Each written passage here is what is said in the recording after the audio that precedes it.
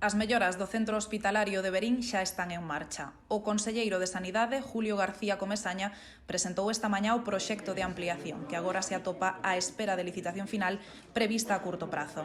Esta ampliación suporá a mellora de acceso ás urxencias que van estar situadas na planta baixa, lugar que actualmente ocupa o aparcamento.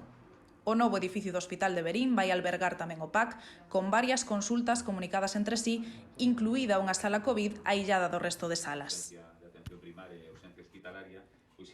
Segundo a Consellería, o proxecto dotará dunha mellor funcionalidade o servizo sanitario da zona, tanto das instalacións como fundamentalmente da asistencia ao paciente.